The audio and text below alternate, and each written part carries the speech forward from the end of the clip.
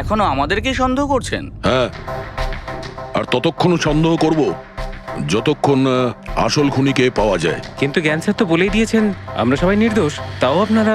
হতে পারে উনি মিথ্যে কথা বলছেন তোমাদের মধ্যে কাউকে বাঁচানোর জন্য। তাহলে আপনারা আসল খুনিকে কিভাবে খুঁজবেন? সিআইডি এই দায়িত্ব আমাকে দিয়েছে, কেননা সেই রাতে আমি খুনির ঘড়িটা দেখতে পেয়েছিলাম। কিন্তু সেদিন তো ঘরে অন্ধকার ছিল, তুই ঘড়ি কি করে দেখলি? ম্যাডাম, এই পৃথিবীর বেস্ট চোর আমি। যে জিনিসের দিকে নজর দিই মাথায় পুরো কুষ্টি চেপে যায়। তাহলে দুনিয়ার বেস্ট চোর বাবু, কাজে লেগে যান।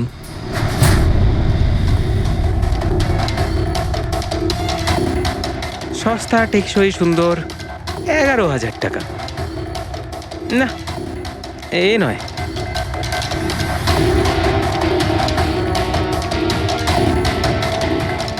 না স্যার, আপনি একটু হাতটা দেখাবেন?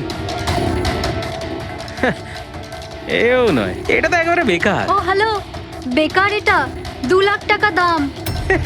আরে ম্যাডাম, 2 লাখের ঘড়ির কপি, এটা ডুপ্লিকেট মাল। চোর বাজারে এর গুদাম আছে, 1500 টাকাতে আনিয়ে দেবো। হাতটা দেখি। হাত কেন কাঁপছে আপনার সকাল সকাল? না স্যার, এও নয়। স্যার অ্যাকচুয়ালি আমার নিউরোলজিক্যাল প্রবলেম রয়েছে, ছোটবেলা থেকেই আমার হাত কাঁপে, আমি কোনো কিছু ভালোভাবে ধরতে পারি না। পঙ্কজ, একটু ওই পেনটা দাও ওকে।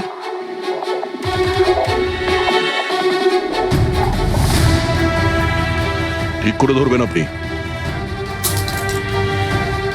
এ তো পেনটাও ধরতে পারছে না। স্যার অ্যাকচুয়ালি জ্ঞান স্যার আমার এই প্রবলেমটাই সলভ করতে চেয়েছিলেন। উনি এর সাথে রিলেটেড রিসার্চও করছিলেন, কিন্তু হয়তো ভাগ্যের সম্মতি ছিল না এতে, আর জ্ঞান স্যারের গাড়ির অ্যাক্সিডেন্ট হয়ে গেল। ভরসা রাখো, এর কোনো না কোনো চিকিৎসা তো হয়েই যাবে। তুমি দেখো বাকিদের ঘড়িগুলো।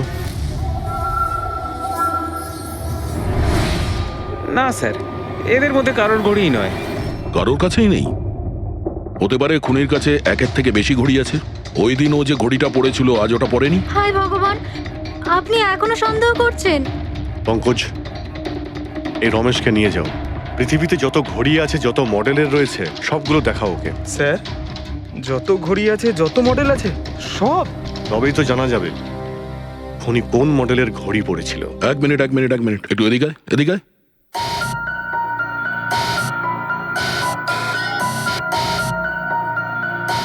এই নাও, নিজের মানিব্যাগ সাবধানে রাখবেন যখন এই লোকটার সাথে আছে। হ্যাঁ, বলেছিলাম না পৃথিবীর বেস্ট চোর আমি। আর দীপিকার ইয়াররিং আমার ইয়াররিংস? বার কর। স্যার, আপনি এটাও দেখে ফেলেছেন? সিআইডি থেকে কিছু লুকোনো যায় না। হ্যাঁ, যা। আয় বেস্ট চোর, এদিকে আয়। আপনারা এটা বলুন যে এই জ্ঞানবাবু আর সন্দীপের মধ্যে কোনো কি প্রবলেম চলছিল? স্যার, খুব ভালো সম্পর্ক ছিল। তাহলে জ্ঞানবাবু সন্দীপবাবুর খুনের অভিযোগ নিজের মাথায় নিলেন কেন? ওনাদের দুজনের ভেতরে কোনো টেনশন হয়েছিল? না স্যার, কোনো টেনশন তো ছিল না, কিন্তু একটা বিষয় নিয়ে তর্ক হচ্ছিল। অ্যাক্সিডেন্টের ঠিক আগে ওনার বিসিআই মেশিনটা একটা পয়েন্টে এসে আটকে গেছিল, আর কোনো রকম সলিউশনও পাওয়া যাচ্ছিল না। এই জন্য জ্ঞান স্যার সবসময় বিরক্ত থাকতেন আর খুব রাগও করতেন।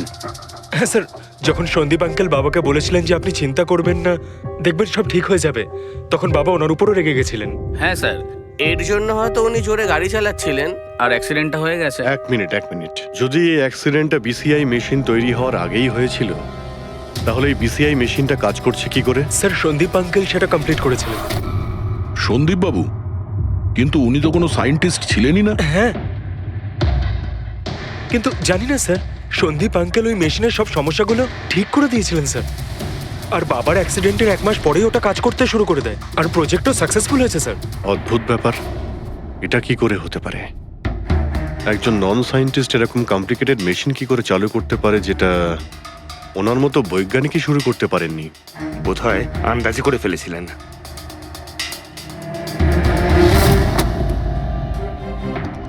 মাই গড, গত 2 বছরে এত ডেটা বেরিয়েছে ওনার একার? হ্যাঁ বস, আর এই পেপারগুলোর প্রত্যেক প্রত্যেকটা জায়গা খুঁটিয়ে খুঁটিয়ে ভালো করে দেখতে হবে যে সত্যিটা কি ছিল যেটা জ্ঞানবাবু আমাদের থেকে লুকোতে চাইছেন। এক একটা শব্দ, এক একটা অক্ষর জুড়ে তার প্যাটার্ন বানিয়ে দেখতে হবে। চলে এসো, সবাই মিলে কাজ করি। সবাই চলে এসো। রেডি?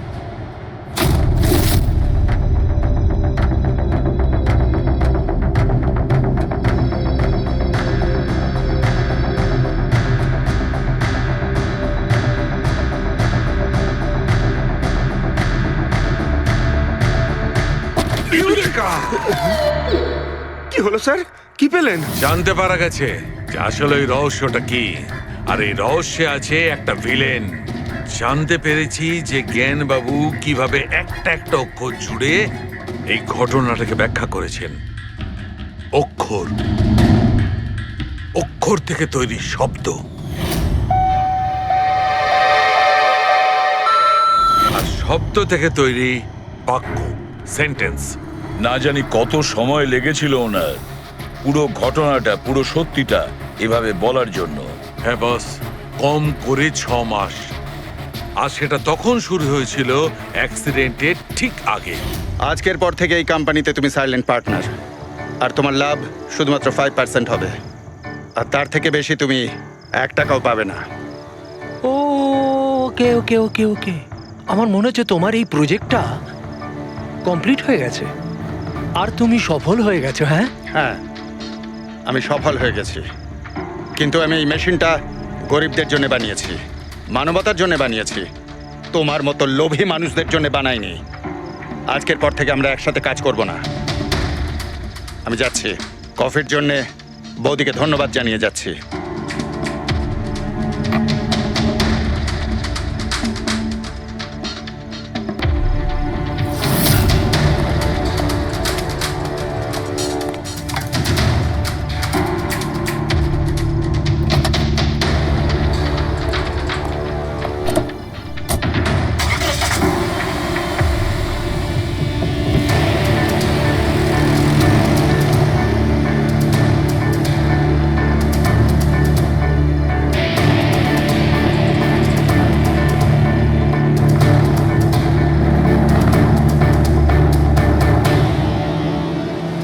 এ কি হলো? হঠাৎ করে গাড়ি ব্রেক ধরছে না কেন? ব্রেক ছুঁয়ে কি হলো?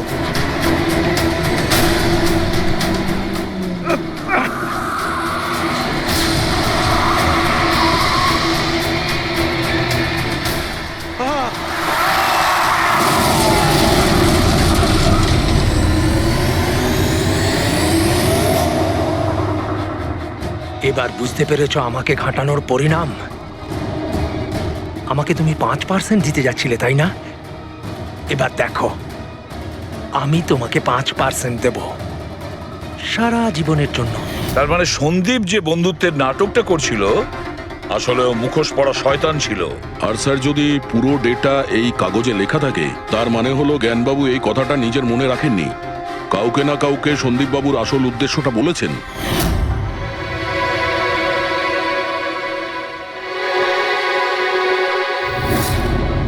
আর উনি এ ব্যাপারে যে বা যাকে সত্যিটা বলেছিলেন সেই হলো অপরাধী, সেই হলো সন্দীপের খুনি। কিন্তু স্যার, যদি খুনি জ্ঞানবাবুর হয়ে প্রতিশোধ নিতে চাইতো, তাহলে খুনি ছুরিটা জ্ঞানবাবুর হাতে কেন ধরালো?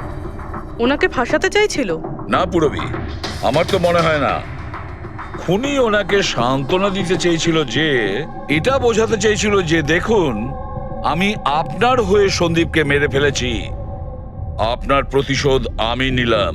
আর তাকে বাঁচানোর জন্য জ্ঞানবাবু পুরো অভিযোগ নিজের উপর নিয়ে নিয়েছেন। দয়া, খুনির কাছে পৌঁছানোর একটাই রাস্তা আছে, সেই ঘড়িটা, রিস্ট ওয়াচ, যেটা রমেশ দেখেছিল।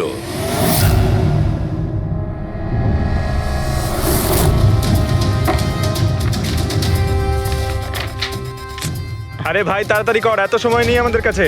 পঙ্কজ, আরে দেখছি তো কি আমি। হচ্ছে? স্যার, কি হলো রমেশ, মজা আসছে কিনা?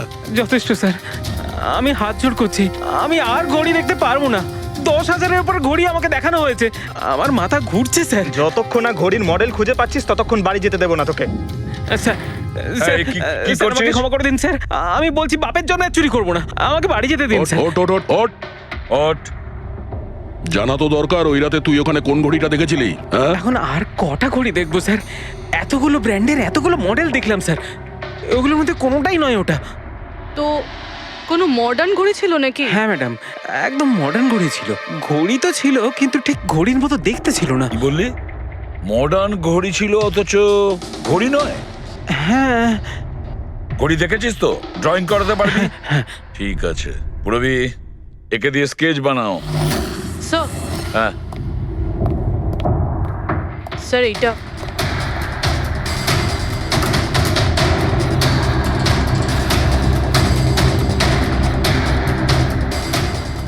মাই গড, কি হলো? 1 মিনিট বস, একদম জ্যাকপট লেগে গেছে।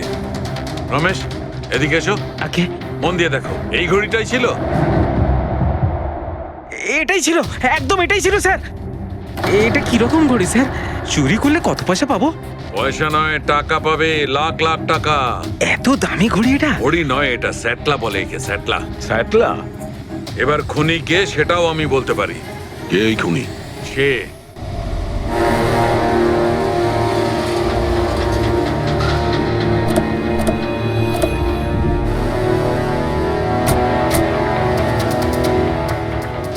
আপনি একটু আপনার হাজবেন্ডকে ডাকুন। কিন্তু আপনারা কারা? আপনি ডাকুন না ওনাকে, উনি চেনেন আমাদের। সোনু, সোনু একটু বাইরে এসো, কারা দেখা করতে এসেছে?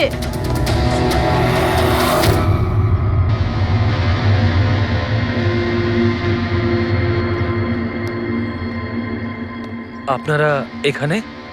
কি ব্যাপার? এমনি এখান দিয়ে যাচ্ছিলাম, তাই ভাবলাম যে দেখা করে যাই। আমি এরকম কথা আগেও শুনেছি। দেখা করে যাই না, তোমাকে গ্রেপ্তার করে নিয়ে যাই। গ্রেপ্তার? কিন্তু কিসের জন্য? আপনার স্বামী সন্দীপকে খুন করেছে। স্যার, আমি আপনাদেরকে বলেছিলাম তো, এই দেখুন, আমি ঠিক করে জলটাই খেতে পারি না, কারণ মার্ডার কি করে করব? খুন তো করেছো, আর তুমি এই হাত দিয়েই করেছো। কোথায় সেই সেটলা ওয়াচ? হ্যাঁ, ঘড়ি কোথায়? স্যার, আপনারা কোন ঘড়ির কথা বলছেন আমি কিচ্ছু জানি না। এক্ষুনি তুমি জানতে পারবে কোন ঘড়ির কথা বলছি। ফ্রেডি, পঙ্কজ, ঘরের তল্লাশি নাও। পঙ্কজ, উপরে যা, আমি বেডরুমটা দেখছি।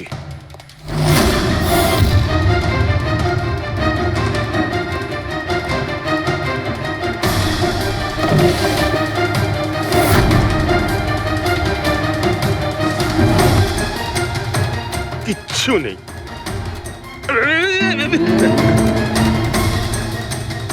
কি ফুটলো?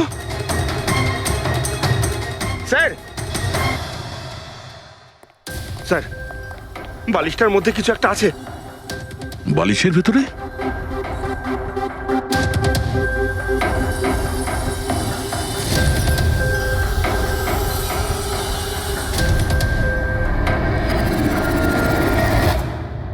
তাই তো, ঘড়ির মতো দেখতে। হ্যাঁ। এই ঘড়িটা কার? আর এই বালিশের ভেতরে কি করছে? আমি কি করে জানবো? যে দোকানদারের থেকে বালিশটা কিনেছিলাম তারই হবে। পড়ো এটা। স্যার, আমি কারোর ঘড়ি কেন পড়তে যাবো স্যার? তুমি এটা পড়বে নাকি অ্যারেস্ট করবো আমরা? অভিজিৎ, একটা কাজ করি, আগে আগে ঘড়ি পরাই, হাত করা তো নিজের থেকেই লেগে যাবে। হ্যাঁ, নাও ওই ঘড়িটা খোলো। স্যার,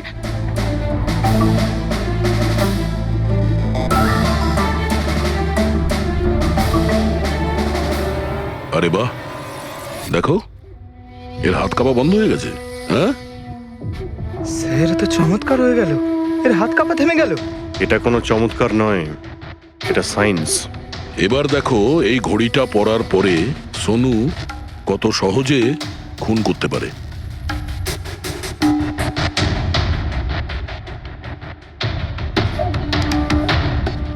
স্যার, কিন্তু এই ঘড়িটা কাজ করে কি করে? এটাকে সেটলা বলে পঙ্কজ।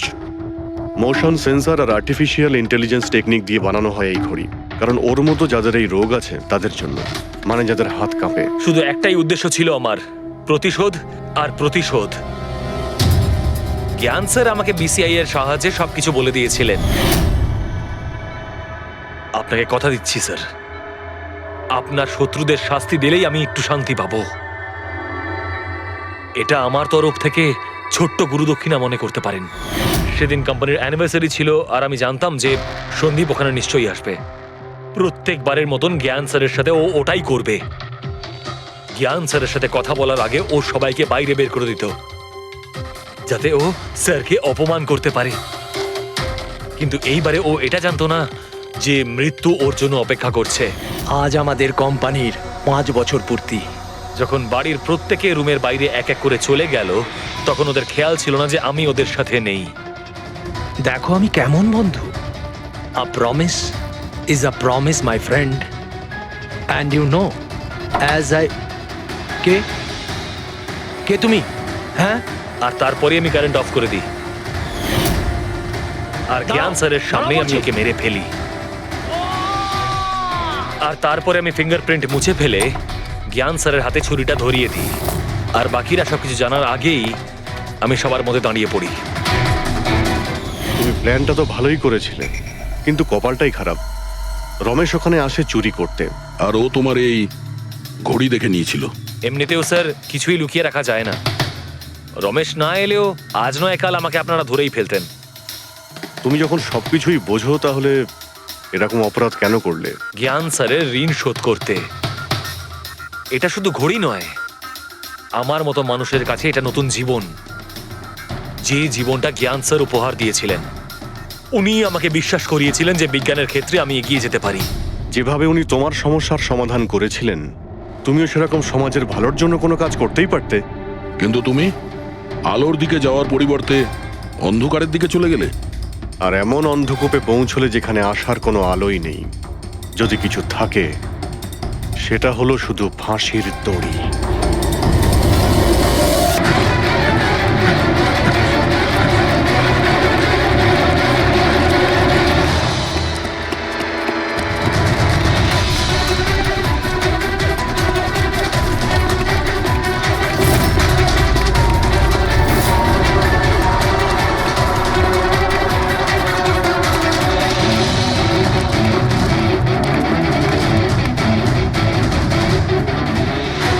পালিয়ে গেছে মনে হয় স্যার। যাবেটা কোথায়?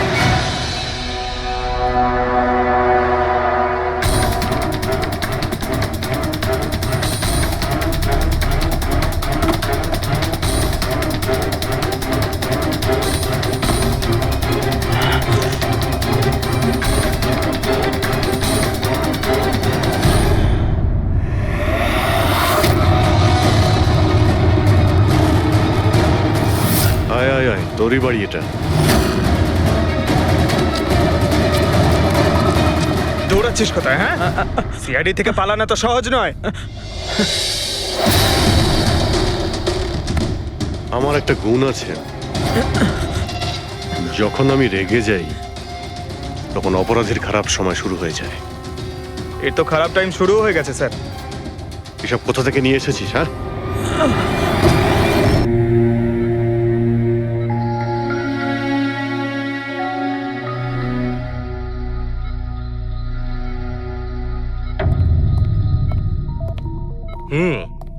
বাবা, তোমার এই স্টুডেন্টরা তাদের ভালোবাসায় তোমাকে বিগড়ে দিচ্ছে খালি, তাই না? তোমার তো খুব ভালোই লাগছে। জিজ্ঞাসা করা যাক, কি হলো বলো?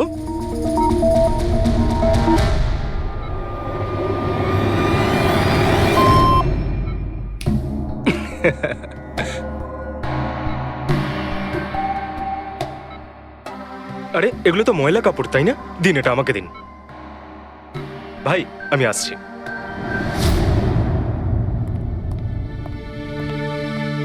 স্যার এখন কেমন আছেন? ভালোই আছে, আর আগের থেকে বেটার রয়েছে। আর সেটা শুধুমাত্র তোমাদের জন্যই সম্ভব হয়েছে। যদি তোমরা এখানে রোজ না আসতে, তাহলে হয়তো উনি সুস্থ হতে পারতেন না। আরে দাদা, এভাবে বলো না। স্যার তো আমাদের কাছে মা বাবার থেকেও বড়। একদম ঠিক। আর আমরা জীবনে যা কিছু শিখেছি সবকিছু স্যারের জন্যই হয়েছে। হ্যাঁ, এইভাবে তোমরা যদি আমাদের পাশে এসে না দাঁড়াতে, হয়তো আমরা দুজন এইভাবে বাবার দেখাশোনা করে উঠতে পারতাম না।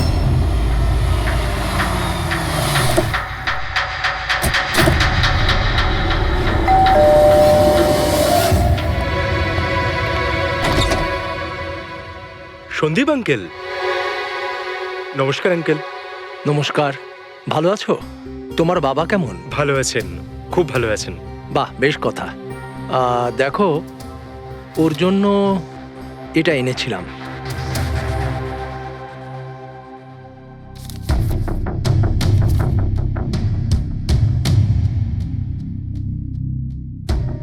আঙ্কেল 25 লাখ টাকার check?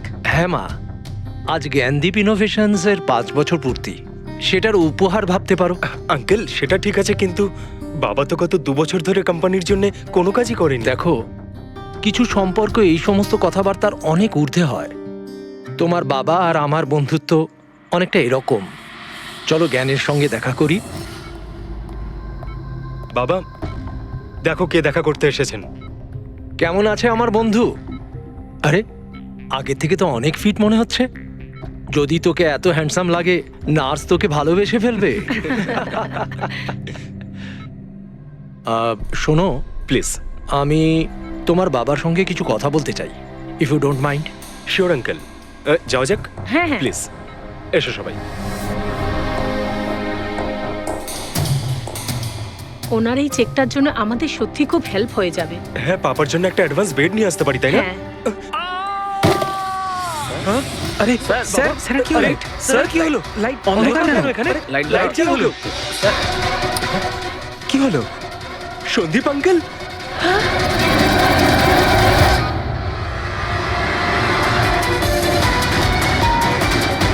I think he is dead. Gyan sir, আপনি ঠিক আছেন তো? এই ছুরিটা ক্যান্সারের হাতে?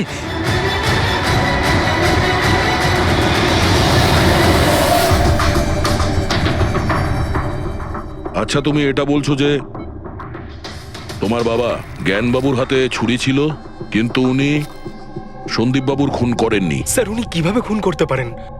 2 বছর ধরে তো উনি প্যারালাইজড। ওনার CLIS হয়েছে। Complete locking syndrome. হ্যাঁ স্যার, এই পরিস্থিতিতে শরীরের কোনো অংশই কাজ করে না, এমনকি চোখের পাতা পর্যন্ত পড়ে না।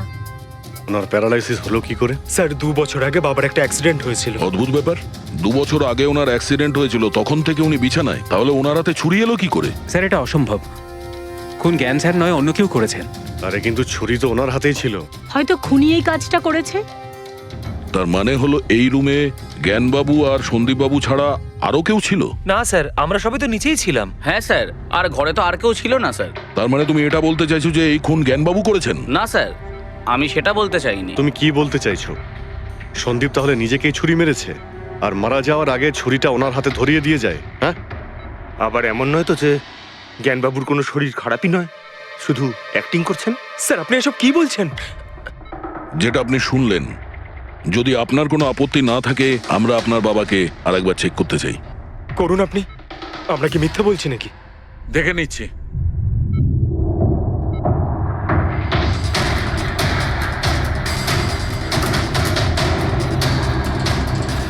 এনার তো পায়ের মাংসপেশিগুলো টোটাল অ্যাট্রোফিক হয়ে গেছে।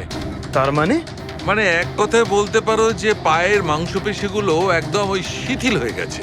উনি যদি চানও তাহলে 1 ইঞ্চিও এই খাট থেকে নড়তে পারবেন না। স্যার, এবার তো আপনাদের বিশ্বাস হয়েছে, তাই না, যে আমার বাবা নাটক করছে না? এটা তো একদম শিওর যে ওই সময় তৃতীয় কেউ ছিল এখানে। আচ্ছা, এই উনি আবার জানালা দিয়ে আসেনি তো? পঙ্কজ, ফ্রেডি, তোমরা জানালার আশপাশটা ভালো করে চেক করে দেখো তো কোনো প্রমাণ পাওয়া যায় কিনা। স্যার, অদ্ভুত ব্যাপার, প্রথমবার এইরকম হলো যে খুনির সাক্ষী এখানে রয়েছে, কিন্তু সাক্ষ্য দিতে পারবেন না। সেটা পাওয়া যেতে পারে স্যার। সাক্ষ্য কি করে পাবো? এই মেশিনের সাহায্যে, যার নাম হলো BCI, ব্রেন কম্পিউটার ইন্টারফেস। এই মেশিনটা প্যারালাইজড পেশেন্টদের অনুভবগুলোকে বুঝতে সাহায্য করে। অদ্ভুত ব্যাপার, এটা কি সম্ভব? নিশ্চয়ই সম্ভব স্যার। স্যার, এই মেশিনটা রক্তের অক্সিজেন ফ্লোকে বুঝে নিয়ে পেশেন্টের অনুভবগুলোকে ব্যক্ত করে দেয়। একটু ভালো করে এক্সপ্লেন করো দেখি।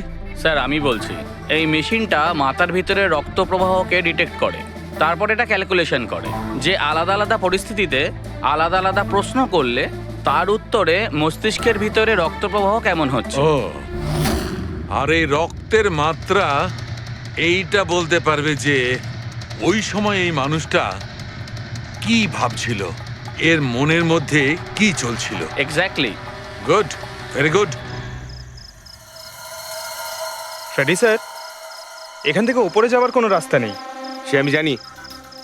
এই পাইপটা দেখ, খুনি এই পাইপটা বেয়েই উপরে উঠেছিল, খুন করে এই পাইপটা ধরেই বেয়ে নিচে নেমে গেছিল।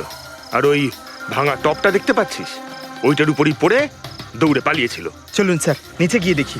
চল। আমার বাবা অ্যাক্সিডেন্টের আগে এই টেকনিকটাকে আরো এগিয়ে নিয়ে যেতে চেয়েছিলেন। বাবা সবসময় এটা বিশ্বাস করতেন যে বিজ্ঞানের কাছে সব প্রশ্নের উত্তর রয়েছে, প্রয়োজন শুধু চোখ খুলে সমাধানটা খুঁজে বের করা। আপনার বাবা একদম ঠিক কথা বলতেন। হ্যাঁ স্যার, জ্ঞান স্যার চেয়েছিলেন যে বিজ্ঞানের জন্য তারা চোখে দেখতে পাক যারা দৃষ্টিহীন, যারা শুনতে পায় না তারা যেন শুনতে পায়। মানুষের উপকার করতে চেয়েছিলেন জ্ঞান স্যার। আর নিয়তির খেলা দেখুন, আজ ওনারই আবিষ্কার ওনাকে সাহায্য করছে, যেটা একদিন ওনার অনেক বড় স্বপ্ন ছিল। ঠিকই বলছেন স্যার, টপটা তো ভাঙা। আর এই দেখ, পায়ের এই ছাপগুলো দেখ, খুনি এই পথেই পালিয়েছিল। স্যার এখানে দেখুন, রক্ত স্যার। তার মানে পঙ্কজ, ঘরের ভেতর আরো কেউ ছিল যে সন্দীপ বাবুকে খুন করেছে। রক্তের এই স্যাম্পলটা নিয়ে ফরেন্সিক ল্যাবে যাওয়া যাক। আচ্ছা, এই জ্ঞানবাবু বিসিআই এর সাহায্যে কি কথা বলতেন? যেরকম ওনার যখন খিদে পেত উনি সেটা বলতেন, যদি ওনার বেড প্যানের প্রয়োজন হতো সেটাও বলতেন, এমনকি বাবা ওটা দিয়ে দাবাও খেলতেন স্যার। কি দাবা খেলতেন? গ্রেট। হ্যাঁ স্যার, যেমন যেমন প্যাটার্ন এনার মনের মধ্যে তৈরি হতো সেই অনুযায়ী অক্ষরের পেছনে লাইটগুলো জ্বলে উঠতো, আর আমরা অক্ষরগুলোকে মিলিয়ে বুঝে যেতাম যে ইনি কি বলতে চাইছেন। তাহলে তো উনি বলতে পারবেন যে খুনি কে? হ্যাঁ স্যার, নিশ্চয়ই। স্যার বাবাকে একবার জিজ্ঞেস করা উচিত। অবশ্যই করব, আগে তো আমরা ভালো করে তদন্ত করে নিই।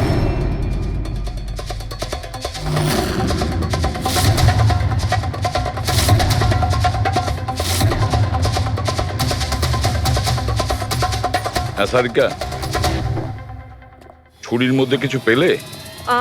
শুধু মিস্টার জ্ঞানের আঙুলের ছাপ পাওয়া গেছে, আর কারোরই নয়। তাহলে হতে পারে খুনি গ্লাভস পরেছিল স্যার খুন করার সময়। তার মানে খুনি জানলা দিয়ে ঘরের ভেতরে আসে, ও সন্দীপকে মারে, আর সেই ছুরিটা জ্ঞানের হাতে ধরিয়ে দেয়, আর তারপর লোকেরা এই রুমে আসার আগেই ও জানলা দিয়ে পালিয়ে যায়। স্যার, এটাও তো হতে পারে যে খুনি কোনো বাড়ির লোক। না পূর্বী, রুমে যতগুলো লোক ছিল স্যার তাদের কারোর শরীরে এই চোট বা আঘাতের চিহ্ন ছিল না স্যার। আর ওই শুকিয়ে যাওয়া রক্ত, ওটা কোনো বাইরের লোকেরই। একটা কথা বুঝতে পারছি না দয়া, যদি খুনি বাইরের লোক হয় তাহলে এটা কি করে জানলো যে সন্দীপ জ্ঞানের সঙ্গে দেখা করতে আসবে?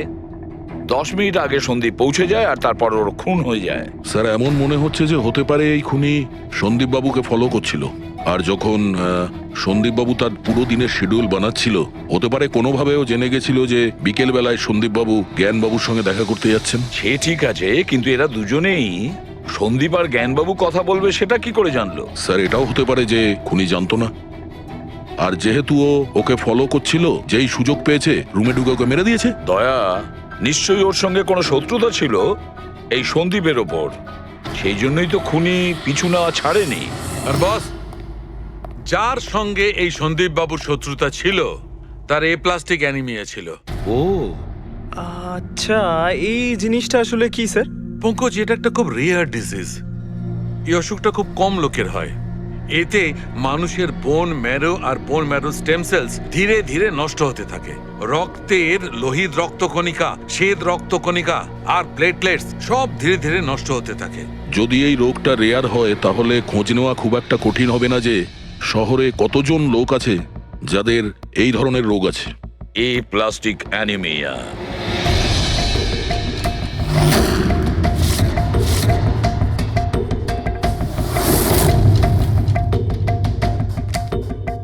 হ্যাঁ দা, কিছু পেলে? হ্যাঁ স্যার, এই শহরে সব মিলিয়ে 45 জন লোক আছে যারা এই রেয়ার অসুখে ভুগছে স্যার। তাদের মধ্যে 16 জন তো দেশেই নেই। তার মানে বাকি রইল 29। তাদের মধ্যে 14 জন এমন লোক আছে যারা বয়স্ক, মানে উঁচু ব্যালকনি থেকে লাফাতে পারবে না। বাকি রইল 15।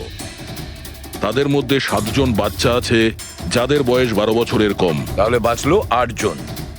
হ্যাঁ স্যার, আর 8 জনের মধ্যে তো 4 জন এমন আছে স্যার যারা অনেক বেশি মোটা স্যার। এই দেখুন, ও এরা না ওই ব্যালকনিতে উঠতে পারে না লাফাতে পারে, অসম্ভব স্যার। তার মানে দয়া, আমাদের কাছে সাসপেক্ট 4জন সাসপেক্ট। হ্যাঁ স্যার। নাম কি তাদের? স্যার লীলা, রমেশ, সুনীল আর হেমন্ত। নীলা, রমেশ, সুনীল আর হেমন্ত।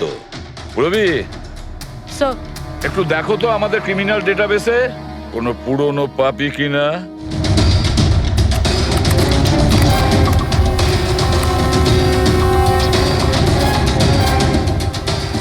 পেয়ে গেছি, রমেশ।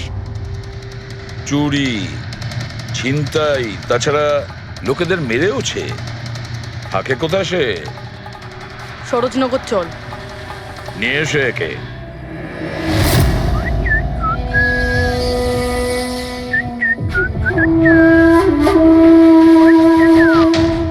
মালা, একটা ফুলের মালা আমাকেও একটু পরাও। আচ্ছা বলো, বিয়ে কবে করছো? বিয়ে? আর তোকে? আমার এতটাও খারাপ সময় আসেনি যে তোকে বিয়ে করতে হবে। কেন? তুই এতটাই খারাপ দেখতে যে তোর বাড়ির আয়না ভয় পেয়ে যায় তোকে দেখে। কিন্তু তোমার বাড়ির আয়না তোমার জন্য কবিতা বলে, এটা আমি খুব ভালো করে জানি। আরে তোর হাতে আবার কি হলো?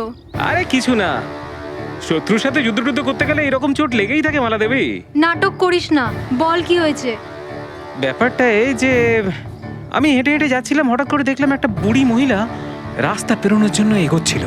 তখনই উল্টো দিক থেকে একটা মোটরসাইকেল খুব জোরে, খুব স্পিডে, 100 স্পিডে ওর দিকেই এগোচ্ছিল। যখনই মোটরসাইকেল ওই বুড়ি মহিলাকে ধাক্কা মারতে যাচ্ছিল, মাঝখানে পৌঁছে গেলাম আমি আর বাঁচিয়ে নিলাম ওকে। আচ্ছা, তুই এতটাই সাহসী? আমি কি কি ভালো পারি সে ব্যাপারে তো তুমি এখনো জানোই না। আচ্ছা বল, আর কি কি গুণ আছে তোর মধ্যে? আমার ভালো গুণগুলো হলো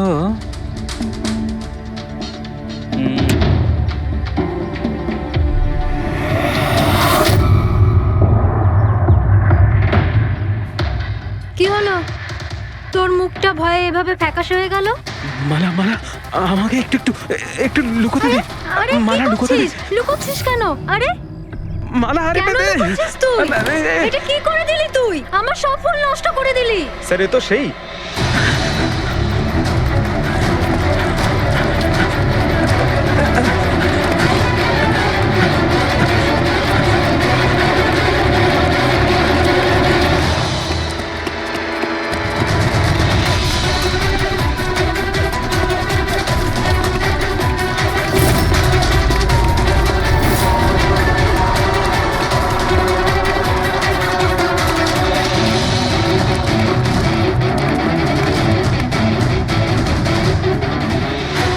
পালিয়ে গেছে মনে হয় স্যার। যাবেটা কোথায়?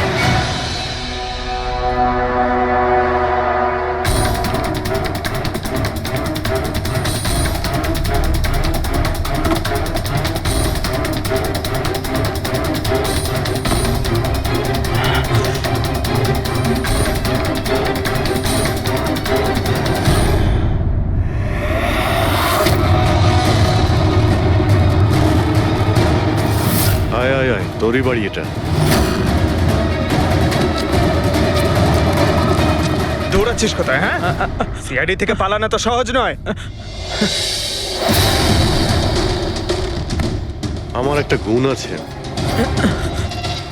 যখন আমি রেগে যাই তখন অপরাধীর খারাপ সময় শুরু হয়ে যায়। এর তো খারাপ টাইম শুরু হয়ে গেছে স্যার। এসব কোথা থেকে নিয়ে এসেছিস? হ্যাঁ, আনিনি স্যার, নিজে বানিয়েছি। এই মেশিনটা তুই বানিয়েছিস? দেখে তো মনে হচ্ছে চাও ঠিক করে বানাতে পারিস না, মেশিন বানিয়েছিস। কোথা থেকে চুরি করেছিস? না স্যার, আমি চুরি করিনি। শুধু চুরি করিসনি, খুনও করেছিস তুই। খুন? কার sir? D117 MG road, Sundarnagar. এখানে গেছিলি তো তুই? তোর হাতে আঘাত লেগেছে না? তোর এই রক্ত আমরা ওখানে পেয়েছি। আমার ছিল না স্যার। তোরই ছিল। তুই যে হসপিটালে ট্রিটমেন্ট করিয়েছিলি সেখানেই ম্যাচ করে গেছে। মাঝার কোনো রাস্তা নেই? না, সোজা ফাঁসি। চুরির জন্য ফাঁসি দিয়ে দেবে? চুরি নয়, খুন, সন্দীপের খুন।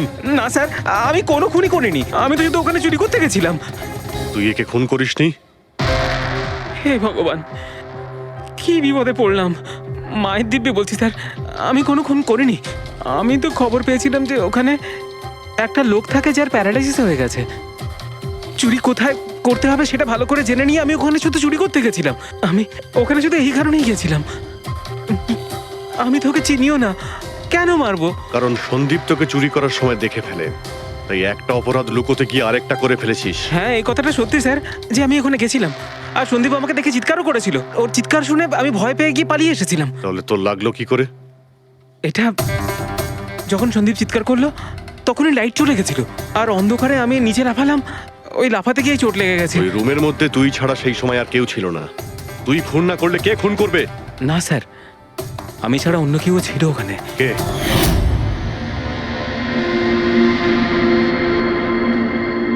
কে কে তুমি? হ্যাঁ, অন্ধকারে মুখটা তো ঠিক দেখতে পাইনি, তবে ওর ঘড়িটা চকচক করছিল। ঘড়ি?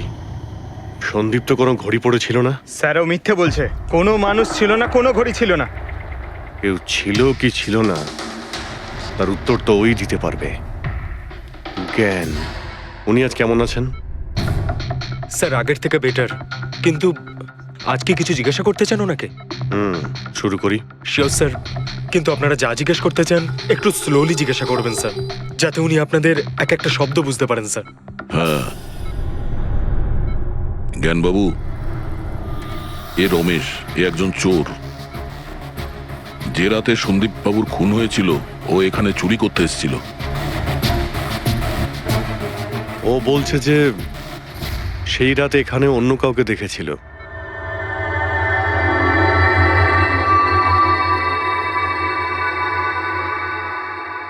রমেশ, ওই রাত্রে তুমি যেখানে দাঁড়িয়েছিলে সেখানে গিয়ে দাঁড়িয়ে যাও। হ্যাঁ স্যার, স্যার আমি এই দিক দিয়ে ঢুকেছিলাম আর এখানে এলাম, আর তারপর আমি এদিকে দেখলাম, আর যখনই আমি এখানে পৌঁছালাম দেখলাম সন্দীপ ওখানে দাঁড়িয়ে আছে। আমি ভয় পেয়ে পেছন থেকে ঘুরলাম, আর তখনই কারেন্ট চলে গেল। এখানে দাঁড়িয়েছিলে মানে উনি নিশ্চয়ই তোমাকে দেখেছেন। আচ্ছা, ও কি এখানে ছিল?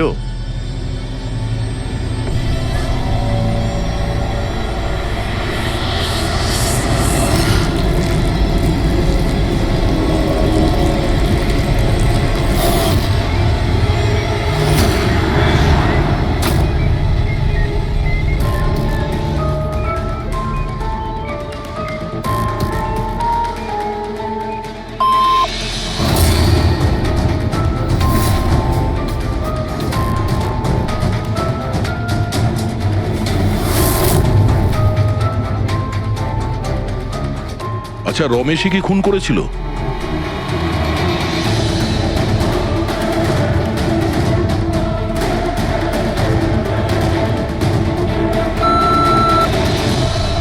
নো নো স্যার, নো মানে না স্যার, আমি বলেছিলাম না আমি মারিনি স্যার। হ্যাঁ ঠিক আছে, তুমি এদিকে দাঁড়াও। আচ্ছা আচ্ছা, আপনি এটা বলুন, আপনি কি খুনিকে দেখেছেন? আপনি চেনেন খুনিকে?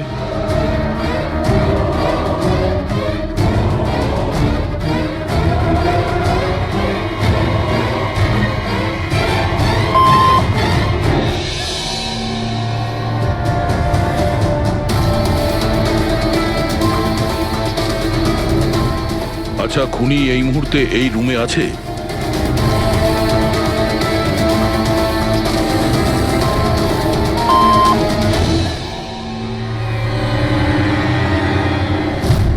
তার মানে খুনি আমাদের মধ্যে কেউ একজন। আপনার কোনো স্টুডেন্ট?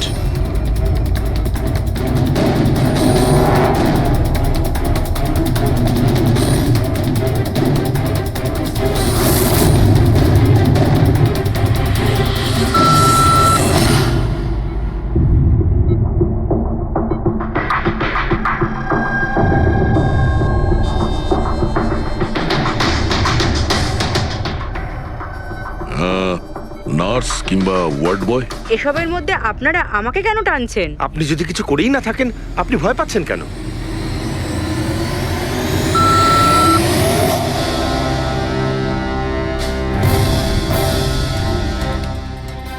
জ্ঞানবাবু, তাহলে শুধুমাত্র তো আপনার ফ্যামিলির লোকেরা আছে।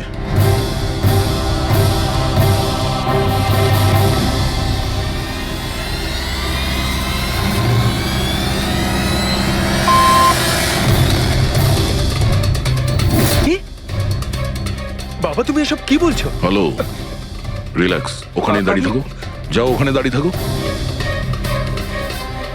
আচ্ছা এটা বলুন, আপনার ছেলেই কি খুনি?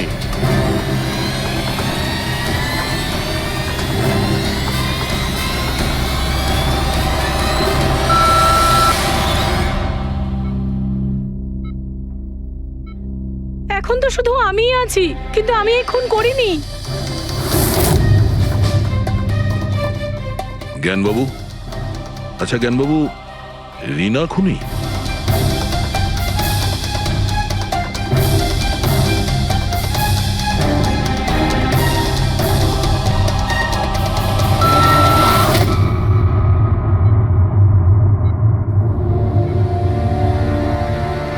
আপনি আমাদের বললেন যে আপনার পরিবারেরই কেউ খুনি, তাহলে সে কে?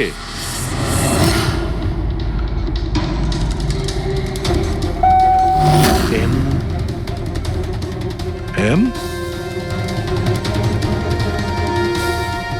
আপনাদের মধ্যে কার নাম এম থেকে শুরু হয়?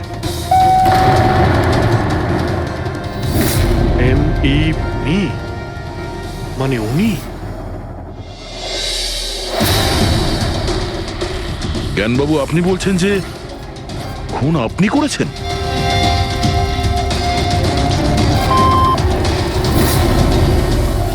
বুঝতে পারছি না ইনি কেন আমাদের সঙ্গে এরকম খেলা খেলছেন। কালকের কাগজে হয়তো আসবে যে সিআইডি নাকি খুনের অপরাধে এমন লোককে অ্যারেস্ট করেছে যে নাকি প্যারালাইসিস হয়ে পড়ে আছে 2 বছর ধরে। খুনি নিশ্চয়ই জ্ঞানবাবুর আশেপাশের কেউ। উনি ওকে বাঁচানোর চেষ্টা করছেন, জানি না কেন।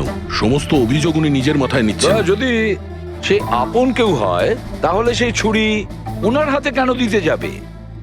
অন্য কারোর হাতে দিত, যাকে সহজেই বিশ্বাস করা যেত। আর কারোর ওপর যদি দোষ চাপানোরই হয় তাহলে জ্ঞানবাবু ওকে বাঁচাচ্ছেন কেন, যখন এই সন্দীপ বাবু ওনার খুব ভালো বন্ধু, ভাইয়ের থেকে? এটাই তো সব থেকে বড় বন্ধু, ভাইয়ের থেকেও বড় বন্ধু। কিছু তো একটা গোলমাল আছে। এ কি সত্যিই বন্ধু নাকি শত্রু? জ্ঞানবাবুর ছেলে বলছিল সন্দীপ বাবু ওনাকে 2 বছর ধরে টাকা পাঠাচ্ছিল, ওনার অসুখের সময় ওনার পাশে ছিল। তার উপরে স্যার, ঘটনার দিন সন্দীপ 25 লাখের চেক নিয়ে এসেছিল। ওনার ফ্যামিলি মেম্বার তো এটাই ভাববে যেটা দেখানো হয়েছে। আর সব সময় পর্দার পিছনের খেলাটা অন্য কিছু হয়ে থাকে, অন্য রকম হয়ে থাকে। কিন্তু স্যার, পর্দার আড়ালের সত্যিটা তো শুধুমাত্র জ্ঞানবাবুই জানেন, আর উনি তো সত্যি কথা বলছেনই না। জ্ঞানবাবু সত্যি কথা বলছেন না তো কি হয়েছে বস? ওর মস্তিষ্ক তো সত্যি কথা বলবে। আমার জ্ঞানবাবুর মস্তিষ্ক চাই।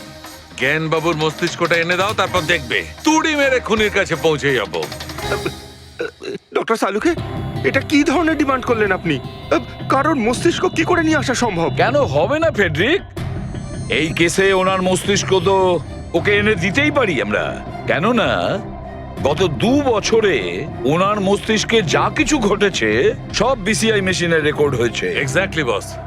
আর এই মেশিনে আমাদের বলবে যে জ্ঞানবাবুর সঙ্গে ওর কি আর কেমন সম্পর্ক ছিল। হ্যাঁ ফেডরিক, সব ডেটাগুলো নিয়ে এসো বিসিআই মেশিনের। আর দয়া স্যার, রমেশকে ওনাদের বাড়িতে নিয়ে যাও, আর ওখানে যে কয়জন লোক ছিল সবার ঘড়ি চেক করাও।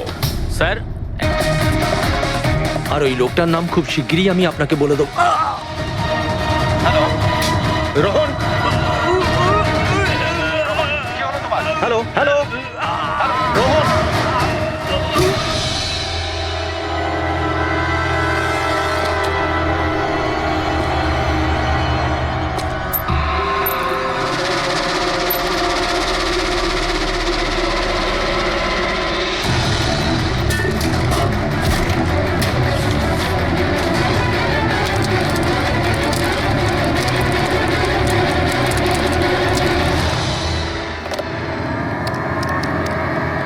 Hello, police station.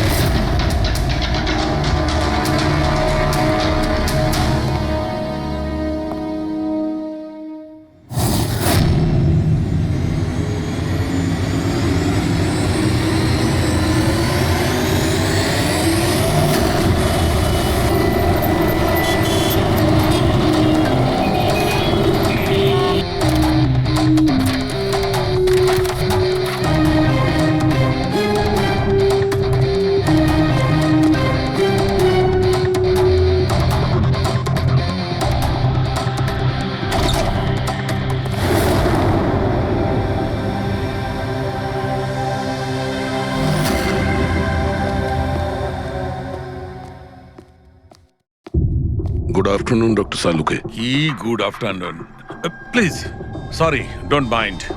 আসলে যখনই কোনো নিরপরাধ লোকের খুন দেখি না, তখনই গুড আফটারনুন গুড মর্নিং এর উপর বিশ্বাসই চলে। তাই তো ডক্টর। ডক্টর কোনো পোক্ত প্রমাণ পেলেন?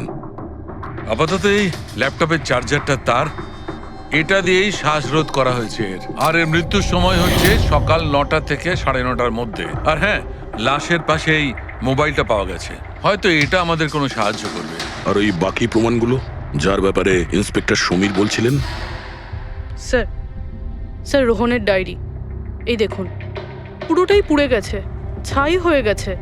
তবে এই ডায়েরিটার সঙ্গে অনেক ডকুমেন্টসও ছিল, সেগুলোও পুড়ে গেছে। বুঝতেই পারছি না যে ওই ডকুমেন্টস এমন কি ছিল। নিশ্চয়ই এর মধ্যে এমন কিছু ছিল যার জন্য ওই খুনি প্রবলেমে পড়তো, তাই প্রমাণ জ্বালিয়ে দিয়েছে আর এই রোহনকেও মেরে দিয়েছে। স্যার, হ্যাঁ, এই হার্ড ডিস্কটা আমি এখানেই পেয়েছিলাম, ক্রাইম সিনে। আমি এটা একজন কম্পিউটার এক্সপার্টকে দেখিয়েছি, পুরোপুরি নষ্ট হয়ে গেছে, ডেটা রিকভার করা সম্ভবই নয়। খুনি প্রত্যেকটা প্রমাণকে খারাপ করে দিয়েছে। কোনো ব্যাপার না, কোথাও না কোথাও কিছু না কিছু প্রমাণ নিশ্চয়ই পাবো। পুরবি, স্যার। এই রোহনের ব্যাকগ্রাউন্ড চেক করেছো? হ্যাঁ স্যার, পুরো নাম রোহন কুমার, এ পুনেতে থাকে, এখানে মুম্বাইতে চাকরি করছিল, একাই থাকতো। আর এখানে এই বাড়ি থেকেই কাজ করছিল। কি কাজ কি করতো?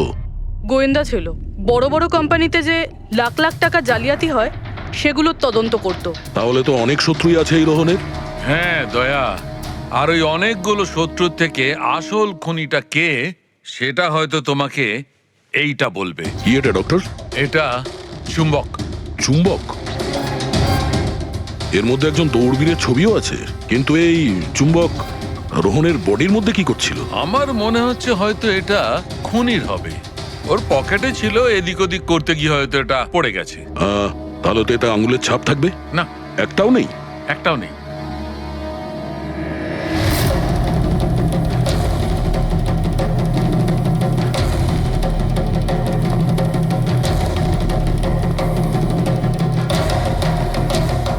খুনি মনে হয় এখান থেকে এসছে। পুরবি, স্যার। এই রোহন এই মুহূর্তে কার জন্য কাজ করছিল? স্যার, ডিএনডি বিল্ডকম লিমিটেডের জন্য। BND Buildcom limited?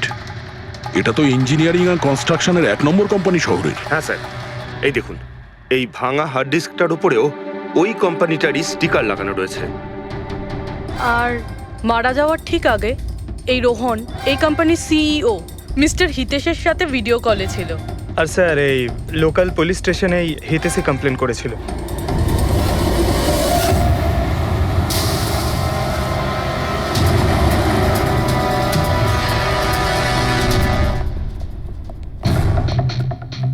এটা কি এত বড় অফিসে শুধুমাত্র একজনই লোক ছিল নাকি? মনে হচ্ছে স্যার ইন্ডিয়ার ম্যাচ দেখার জন্য সবাই বাড়ি চলে গেছে। আচ্ছা, আজকে ইন্ডিয়ার ম্যাচ আছে?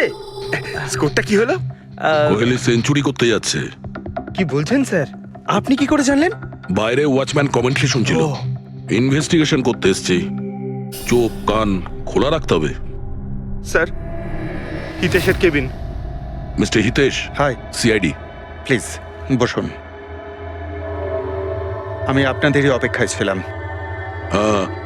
শুরু থেকে বলুন সবকিছু। 6 মাস আগে আমি রোহনকে কাজে রাখি। গত 5 বছর ধরে আমাদের কোম্পানিতে যে লোকসান হচ্ছে তা আগে কখনো হয়নি। কি ধরনের ক্ষতি? লোকসানের লিস্ট তো বলে শেষ করা যাবে না।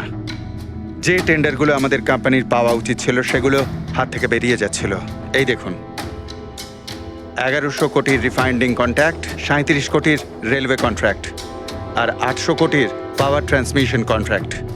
এটাও তো হতে পারে যে যে সমস্ত কোম্পানি এই কন্ট্রাক্টটা পেয়েছে ওরা আপনার থেকে কম কোট দিয়েছে। সেটাই তো আমি বলতে চাইছি স্যার। যদি অন্য কোম্পানি এই টেন্ডার পেতো তাহলে ব্যাপারটা অন্য ছিল, কিন্তু এই সমস্ত কন্ট্রাক্ট একটা মাত্র কোম্পানিই পেয়েছে। আর সবচেয়ে বড় কথা হলো তাদের অ্যামাউন্ট আমাদের দেওয়া অ্যামাউন্টের থেকে মাত্র 1000 টাকা কম। শুধুমাত্র 1000 টাকা কম?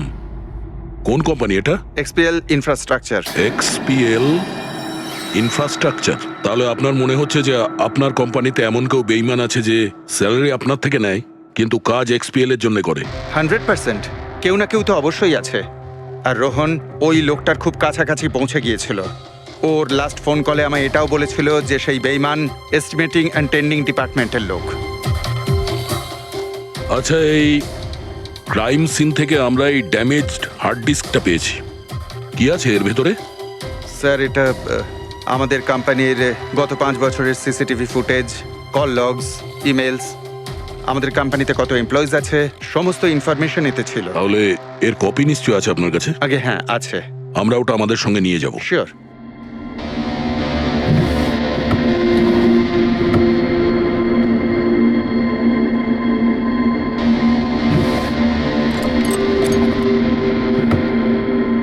হয়তো হার্ড ডিস্কটা চুরি হয়ে গেছে। আমি এখানেই রেখেছিলাম হার্ড ডিস্কটা। কি? আপনার কেবিনের ভেতর থেকে কোনো জিনিস কি করে চুরি হয়?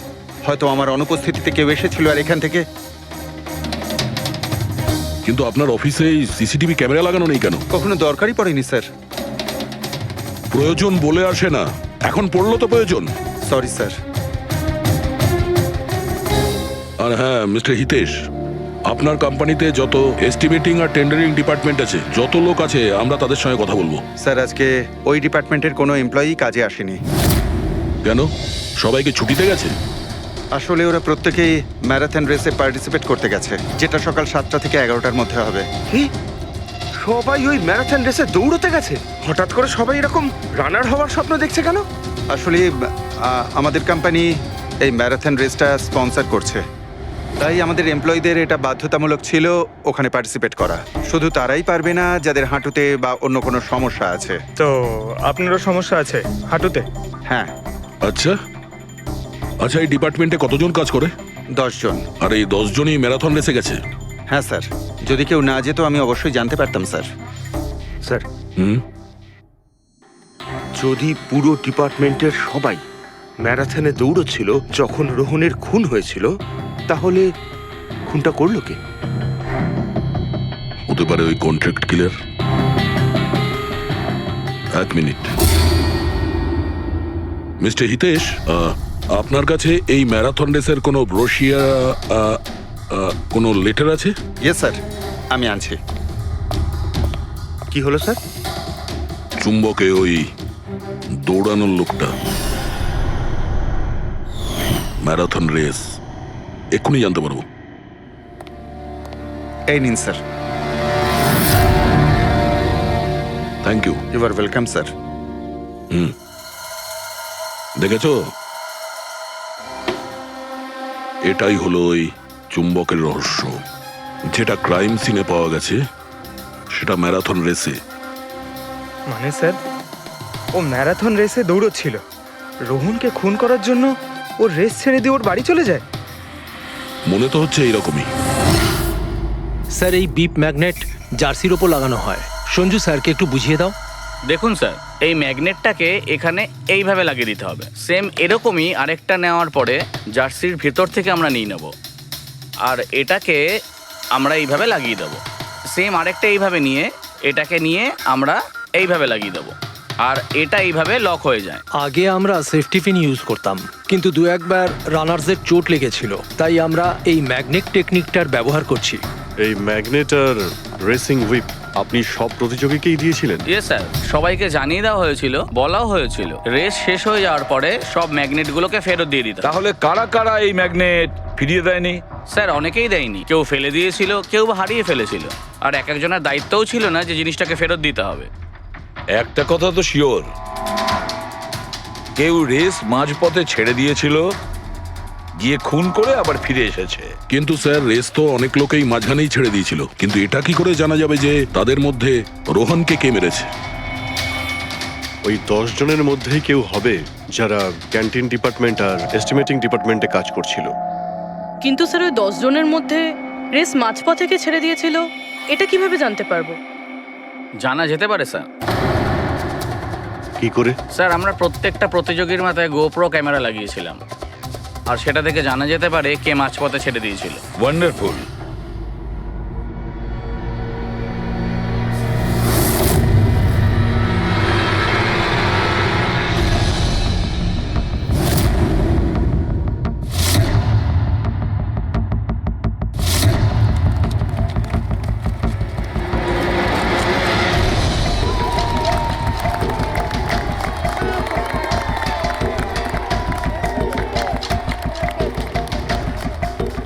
নবীন, এই রিসটা তোকেই জিততে হবে।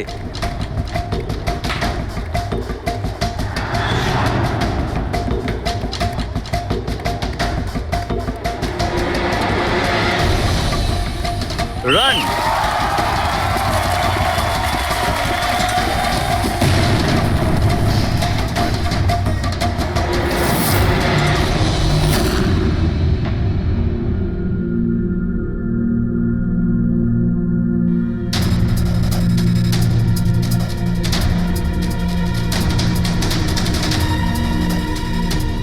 এই চারটে স্ক্রিন এগুলো ব্ল্যাঙ্ক কেন?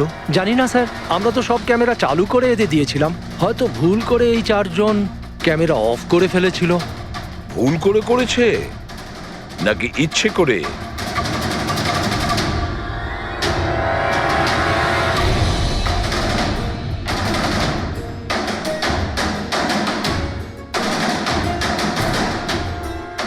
এদের মোটিভটা কি বুঝে উঠতে পারছি না। এরা কি করতে চাইছিল? কি কুনাল, একটা ক্যামেরা ভাঙা, একটা ক্যামেরায় মাটি লেগে আছে, এই চারটে ক্যামেরা ব্ল্যাঙ্ক, সেটা কেন? জানি না স্যার।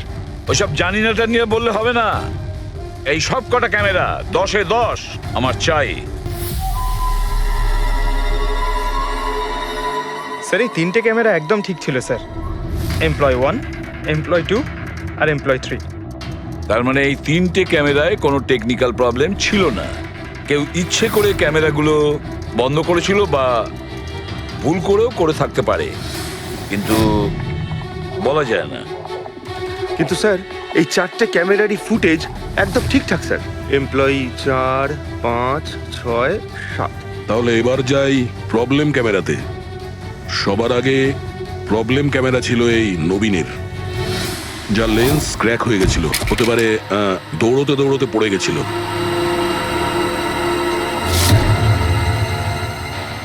হ্যাঁ, আর স্যার দ্বিতীয় প্রবলেমের ক্যামেরা, মুক্তিরটা, যে রেসের মাঝখানে দাঁড়িয়ে নিজের জুতোর ফিতে বাজছিল। হ্যাঁ, তারপরে ফিতে বাঁধার পরে ওই হাতটাই নিজের লেন্সে লাগায় আর লেন্সে সমস্ত পিকচারটাই ঝাপসা হয়ে যায়। কিন্তু স্যার এই মাটি ইচ্ছে করে লাগিয়েছে নাকি ভুল করে?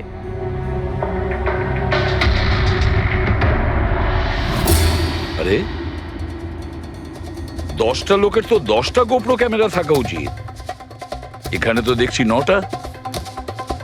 গৌরবের ক্যামেরাটা কি হলো, সেটা কোথায়? স্যার ওই ক্যামেরাটা হারিয়ে গেছে, গৌরব ওটা ফেরত দেয়নি।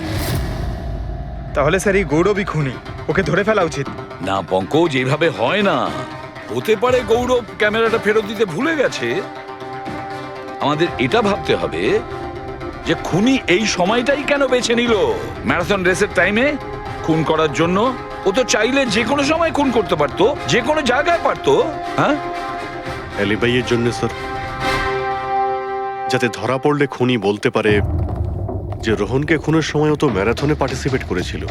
হ্যাঁ, সেই জন্য ও রেসেও পার্টিসিপেট করেছিল আর রেস কমপ্লিট করেছিল। তার মানে স্যার রেসকে মাঝখান থেকে ছেড়ে ও চলে গেছিল, তারপরে গিয়ে খুন করলো, আর খুন করার পরে এসে রেস আবার শেষ করলো। এক্স্যাক্টলি। কিন্তু স্যার এই ফুটেজ থেকে কিভাবে জানতে পারবো কে রেস ছেড়ে চলে গেছে, খুন করেছে, আবার রেস জয়েন করেছে? স্যার এই ব্যাপারটা আপনি টাইমিং চিপ থেকে জানতে পারবেন। টাইমিং চিপটা আবার কি? আজকাল ম্যারাথন রেসে বিজেতা কে জানার জন্য RFIDর ব্যবহার করা হয়। RFID মানে রেডিও ফ্রিকোয়েন্সি আইডেন্টিফিকেশন। আগে হ্যাঁ। ও, এই টেকনিক থেকে একটা জিনিস জানা যেতে পারে যে একজন রানারের প্রত্যেকটা ল্যাব কমপ্লিট করতে কত সময় লেগেছে। RFID, radio frequency identification. Sir এটাই হলো চিপ, আর এটা রেসের ম্যাট, আর এটাই RFID টেকনিকে চলে। দেখুন স্যার।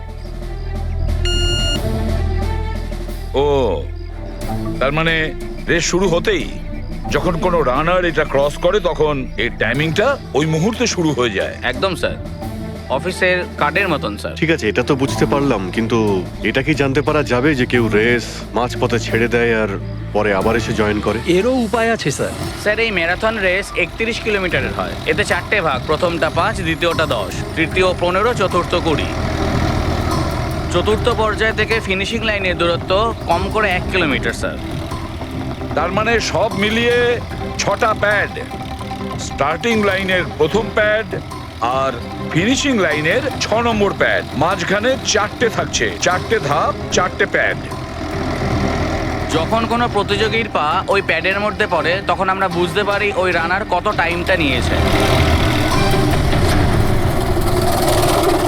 তাহলে কে রেস মাঝপথে ছেড়েছিল আর কে ছেড়ে যায়নি এটা জানা গেলে এটাও জানা যাবে যে একটা ধাপ থেকে আরেকটা ধাপে যাওয়ার সময় কোন রানারের সব থেকে বেশি সময় লেগেছিল। সবকটারই টাইমিংটা চেক করতে হবে। জানা তো যাবে সে কে যে মাঝপথে রেস ছেড়ে আবার জয়েন করেছে।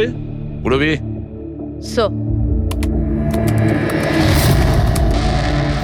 স্যার, আমাদের প্রথম কচ্ছপ হলো এই নবীন।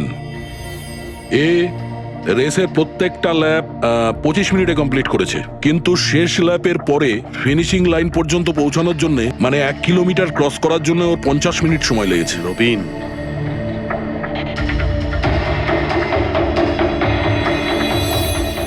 আর স্যার এই মুক্তি, এর টাইম তো রেকর্ডই হয়নি। 15 থেকে 20 কিলোমিটারের মাঝের ধাপ। তাহলে এ হলো দ্বিতীয় সাসপেক্ট।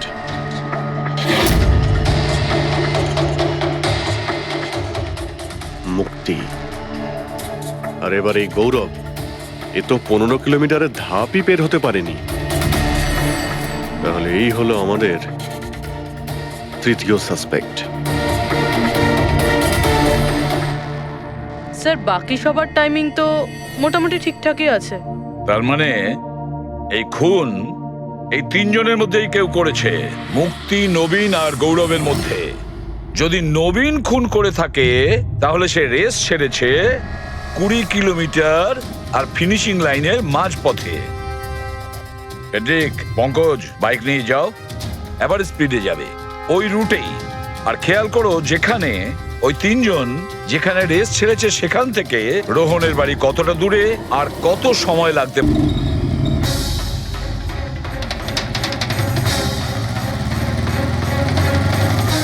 15 কিলোমিটারের মার্ক থেকে আসছি স্যার। এটা 10 কিলোমিটার। হ্যাঁ, মুক্তি বোধহয় এখানেই কোথাও দাঁড়িয়েছিল, 10 আর 15 কিলোমিটারের মার্কের মাঝখানে। এই আমি স্টপ ওয়াচটা অন করলাম আর আমি চললাম রোহনের বাড়ি। থাম পঙ্কজ, এই রাস্তাটা দিয়ে। এই রাস্তা দিয়ে? হ্যাঁ, এই রাস্তাটা। চলুন। আরে আস্তে চালা না। হ্যাঁ।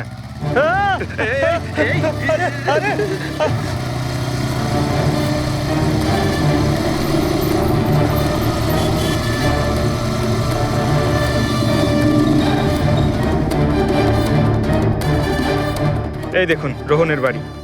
মুক্তি নিশ্চয়ই রোহনের ঘরে পিছনের জানলা দিয়ে ঢুকেছিল।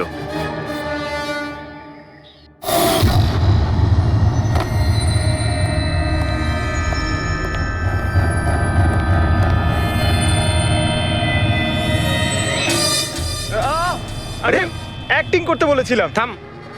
মুক্তি রোহনকে খুন করার পর হয়তো সমস্ত তথ্য প্রমাণ পুড়িয়ে আবার দৌড়ে ফিরে গিয়েছিল ম্যারাথন শেষ করতে।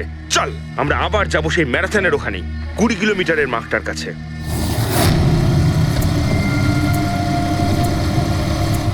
স্টপ ওয়াচের টাইম দেখে নিন স্যার। 26 মিনিট।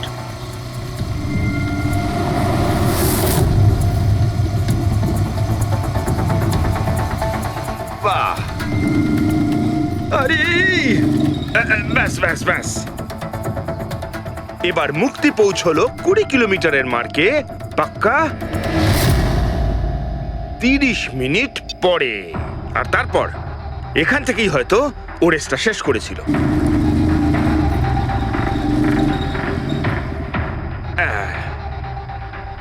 এবার শোন, গৌরব যদি খুন করে থাকে তাহলে ও রেসটা এখানেই ছেড়েছিল, 10 আর 15 কিলোমিটার মার্কের মাঝামাঝি।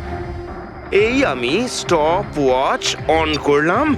এবার যাব আমরা রোহনের বাড়ি। চলো চল।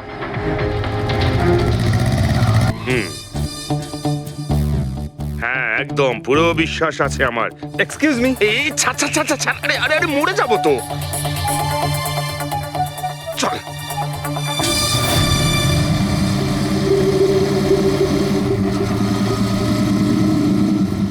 ব্যাস, একটু দাঁড়ান। আমি বুঝতে পেরেছি, আমি বলছি। এই গৌরব রোহনের বাড়ি থেকে 15 থেকে 20 কিলোমিটার দূরে রেসে আবার জয়েন করেছিল, তাই না? শাবাশ! হ্যাঁ। আমার সাথে থেকে থেকে তোরও তো বুদ্ধি খুলে গেছে। আর এই সব কিছু করতে গৌরবের টাইম লেগেছিল পুরো 27 মিনিট। এবার দেখা যাক নবীনের কত লেগেছিল। এবার যদি নবীন খুন করে থাকে তাহলে ও নিশ্চয়ই এখান থেকে গেছিল, যেখানে ও পড়ে গেছিল। এই আমি স্টপ ওয়াচ অন করলাম। এবার যাওয়া যাক রোহনের বাড়ি। চল চলুন স্যার। ওকে পঙ্কজ, 3 জন রোহনের সাথে এরকমই কিছু করেছিল। ব্যাস, রোহনকে খুন করে নবীন এইখানে এসে পৌঁছেছিল ফিনিশিং লাইনের সামনে, যেখানে ও ক্যামেরাটা দ্বিতীয়বারের জন্য সরিয়েছিল। আর এই সব কিছু করতে ওর লেগেছিল হয়তো 48 মিনিট। স্যার, জানতে পেরেছি 3 জনের কত সময় লেগেছিল।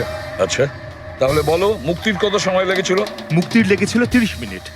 আর টাইমিং চিপ অনুযায়ী 39 মিনিট লেট ছিল। আর গৌরব? গৌরবের 27 মিনিট। আর ও ম্যারাথন রেস থেকে নিখোঁজ ছিল 24 মিনিটের জন্য। নবীনের লেগেছিল 48 মিনিট রোহনের বাড়ি গিয়ে ওকে খুন করে ফিরে আসতে। আর টাইমিং চিপ অনুযায়ী এই নবীন 50 মিনিট লেট ছিল। হ্যাঁ, আমাদের খুনি এই 3 জনের মধ্যেই কেউ হবে, নবীন, গৌরব আর মুক্তির মধ্যে। মিস্টার নবীন, একটা কথা বলুন। এই রেসে আপনি প্রত্যেকটা ল্যাপ 25 মিনিটে কমপ্লিট করেছেন, কিন্তু ফিনিশিং লাইনের আগে ওই 1 কিলোমিটার যেতে আপনার 50 মিনিট সময় লেগেছিল। কেন? স্যার, ওই 20 কিলোমিটার পুরো করার পর আমি নিচে পড়ে গেছিলাম। আর স্যার, ওই আমার পায়ে চোট লেগেছিল আর ক্যামেরাটাও ভেঙে যায়। স্যার, লাস্টের 1 কিলোমিটার আমি কতটা কষ্টে পুরো করেছি স্যার আমিই জানি সেটা। এই আঘাতটা কোথায় লেগেছে আপনার? স্যার, এইখানে দেখুন স্যার। পট্টিটা খোলো। হ্যাঁ, এইটা।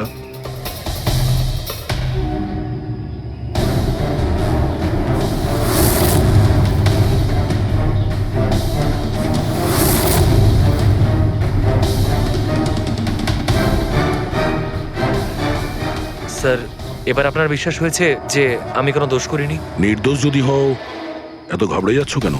ঘাম হচ্ছে, অনেকটা নার্ভাস লাগছো তুমি। হ্যাঁ, মাটি কেন লাগিয়েছিলে ক্যামেরাতে?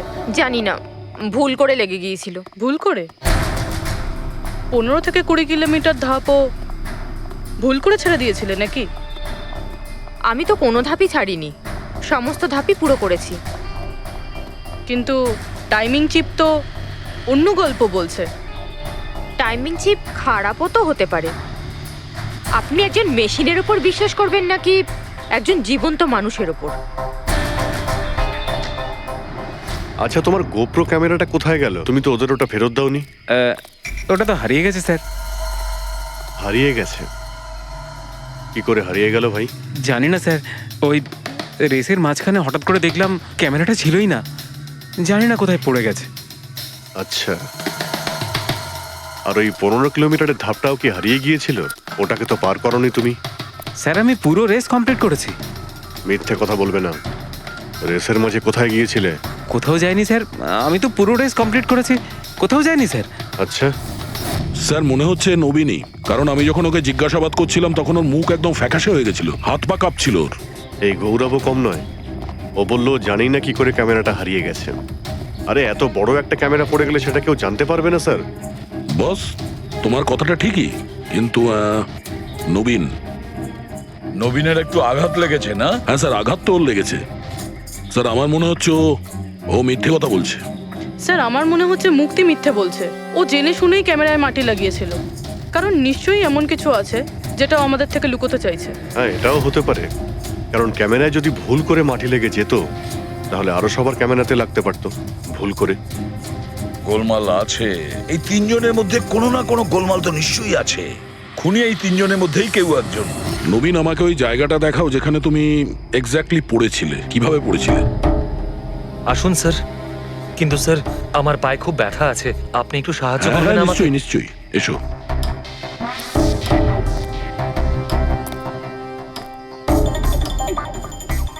স্যার আমি এখনো বলছি আপনাকে, আপনি নিজের টাইম ওয়েস্ট করছেন।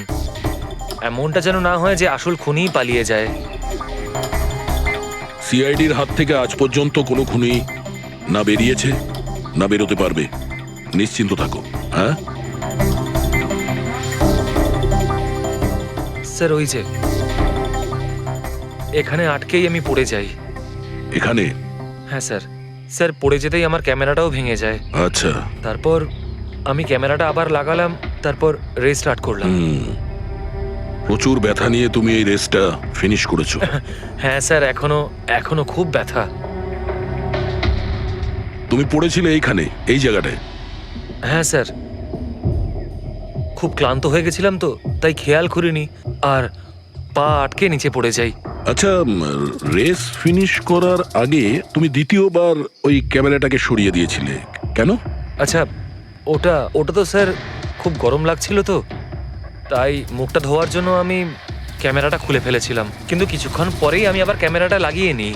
রেস তো আমি তারপরেই কমপ্লিট করেছিলাম। হ্যাঁ ঠিক আছে, চলো। স্যার কিছু তো বলুন, আমরা যাচ্ছি কোথায় আসলে? তোমার হারিয়ে যাওয়া ক্যামেরা খুঁজতে। স্যার কিন্তু এত বড় জায়গাতে আমরা খুঁজবো কি করে ওই ক্যামেরাটা? প্রত্যেক ক্যামেরাতে একটা চিপ লাগানো আছে, আর এই ম্যাপ বলছে তোমার ক্যামেরা এইদিকেই আছে। চলে এসো। ম্যাম, আমি সত্যি কথাই বলছি। সত্যি তো এটাই, তুমি 10-15 কিলোমিটারের মাঝে রেস ছেড়ে দিয়েছিলে আর তারপরে রোহনকে মেরে দিয়ে এখানে চলে এলে, এই 20 কিলোমিটারের মার্কে চলে এলে। কারণ তুমি তো জানতে এখান থেকে তোমাকে কোনো খেলোয়াড় দেখতে পাবে না। সব খেলোয়াড়রা তো তখন পিছনে। সব মিথ্যে। আপনি আমার কথা বিশ্বাস কেন করছেন না?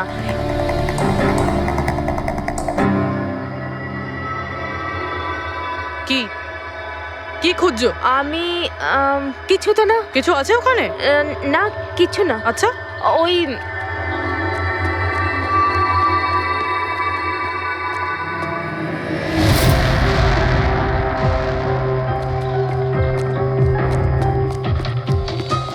ও তো তুমি সাইকেলে করে গিয়েছিলে রোহনকে খুন করতে? আমি সত্যিই জানি না যে এই সাইকেলটা কার। তাই এক্ষুনি সব জানা যাবে যখন তোমার আঙুলের ছাপ এই সাইকেলে পাওয়া যাবে। হ্যাঁ ম্যাম, প্লিজ। হ্যাঁ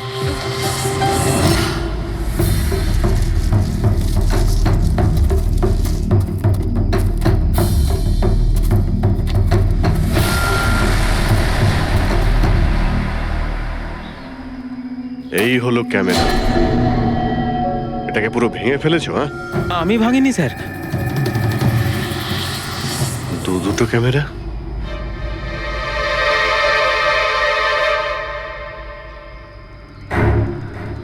এই ক্যামেরাটা আবার কার? স্যার স্যার সরি, আমি আপনাকে মিথ্যে বলেছি স্যার, কিন্তু আমি আপনাকে সব সত্যি কথা বলে দিচ্ছি স্যার। বলো, তাহলে সত্যি বলার মুড হয়েছে তোমার?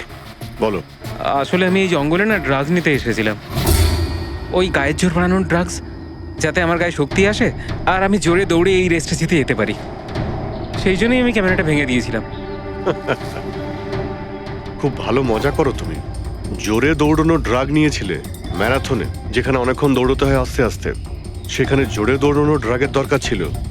মজা করছো? হ্যাঁ, এটা কার ক্যামেরা? আমি জানি না স্যার। কোনো ব্যাপার না, সব জানতে পেরে যাব। আমি অপরাধ করেছি, কিন্তু ওটা নয় যেটা আপনি ভাবছেন। আমি রোহনকে মারিনি। আমার দোষ শুধু এটুকুই যে আমি এই রেসটা জেতার জন্য একটু চালাকি করেছিলাম। বুঝলাম না, কি করেছো তুমি? আমি জানতাম না যে টাইমিং চিপ প্রত্যেক ধাপে রানারের টাইম নোট করবে। আমি ভেবেছিলাম শুধু রেসের প্রথমে আর শেষে টাইম ক্যালকুলেট হবে, আর তাই 10 কিলোমিটার পর্যন্ত এসে ক্যামেরায় মাটি লাগিয়ে দিয়েছিলাম আর ওখান থেকে সাইকেল নিয়েছিলাম।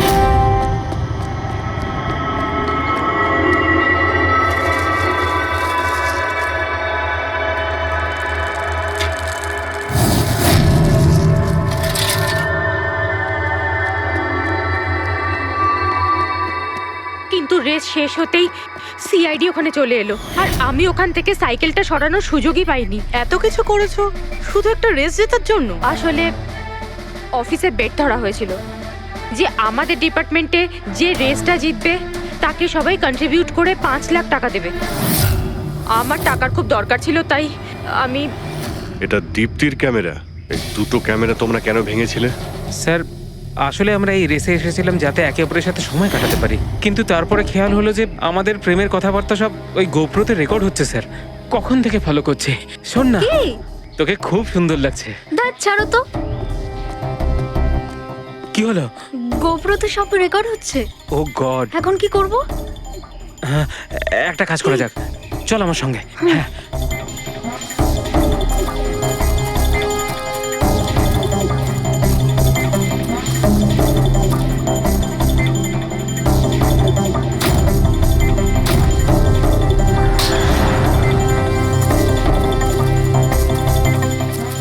আরে তোমরা তো অদ্ভুত কাজ করেছো। আরে এতে তো কোনো সাউন্ড রেকর্ডই হয় না। তোমরা তো বোকার মতো কাজ করেছিলে। হয়তো কে দুটো ক্যামেরা ভেঙে দিয়েছো। কি স্যার, এতে কিছু রেকর্ড হয়নি? স্যার নবীন তো আমাকে ওই জায়গাটা দেখিয়েছে যেখানে ও পড়েছিল, কিন্তু কেন জানি না আমার মনে হচ্ছে যে ও মিথ্যে কথাই বলছে। আরে মুক্তি, স্যার মুক্তি বলেছে যে ও সাইকেলের ব্যবহার করেছে রেস জেতার জন্য। স্যার হতে পারে ও মিথ্যে কথা বলছে, আর রোহনকে খুন ওই করেছে। আর গৌরব আর দীপ্তি, ওদের লাভ স্টোরির কি হলো? কতটা সত্যি? হ্যাঁ, ওরা সত্যি কথাই বলছে। ফোন রেকর্ডে দেখাচ্ছে দীপ্তি আর গৌরব প্রতিদিন 3-4 ঘন্টা করে নিজেদের মধ্যে কথা বলতো। স্যার একটা কাজ করি, আমরা আবার ম্যারাথন রেসের ফিনিশিং ভিডিওটা দেখি।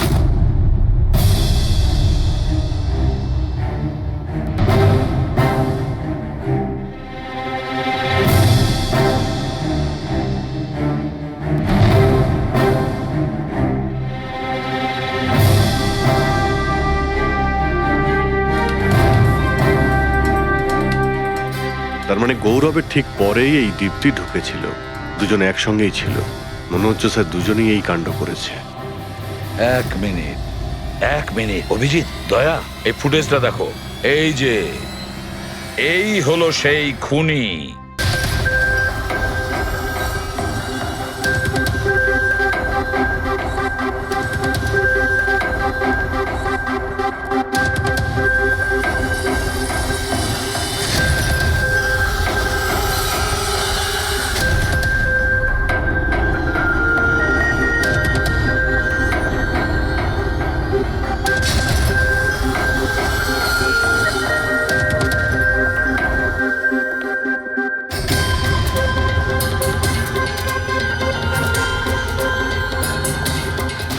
স্যার, আমাদের এখানে কেন ডাকা হয়েছে? খুনির নাম বলবার জন্য।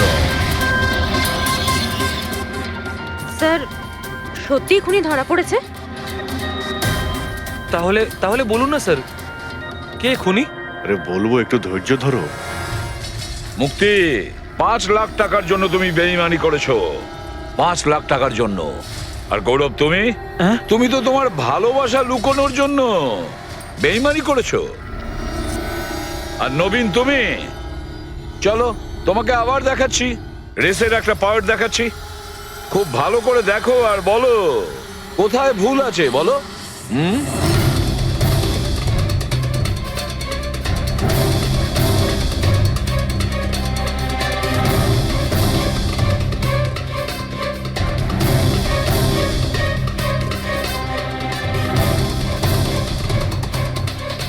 কিছুই তো নেই স্যার, সবই তো ঠিকই আছে। কোনো প্রবলেম নেই। তোমার মনে আছে তুমি বলেছিলে যে ক্যামেরাটা দ্বিতীয়বার যখন তুমি সরিয়েছিলে তারপরে তুমি মাথায় জল ঢেলেছিলে? ওটা তো স্যার খুব গরম লাগছিল, তো তাই মুখটা ধোয়ার জন্য আমি ক্যামেরাটা খুলে ফেলেছিলাম। মিথ্যে বলেছিলে তুমি, নিজের মাথায় জল ঢেলেছিলে। অথচ যখন ফিনিশিং লাইনে পৌঁছলে তখন তো তোমার ভেজা অবস্থায় থাকার কথা ছিল। কিন্তু এই ফুটেজে আমরা কি দেখতে পাচ্ছি? তুমি শুকনো অবস্থায় দৌড়চ্ছ। হয়তো জল শুকিয়ে গেছিল। বর্ষাকালে অত তাড়াতাড়ি জল শুকিয়ে গেল, অদ্ভুত ব্যাপার। তাহলে নবীন, তোমাকে আরো একটা ফুটেজ দেখাই, এই গল্পের শেষ অংশ। বলো, এটা দেখে তোমার কি মনে হচ্ছে?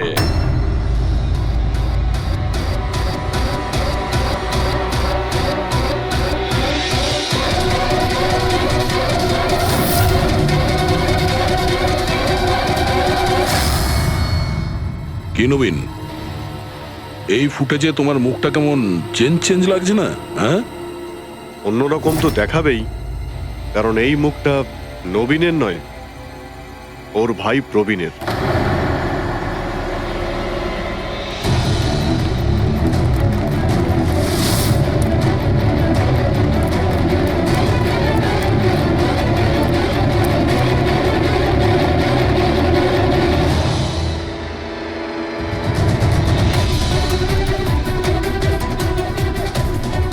খুব বড় প্ল্যান বানিয়েছিলে তুমি, দারুণ মাথা খাটিয়েছিলে তুমি। প্রথমে 3টে এমপ্লয়ির ক্যামেরা বন্ধ করে দিয়েছিলে,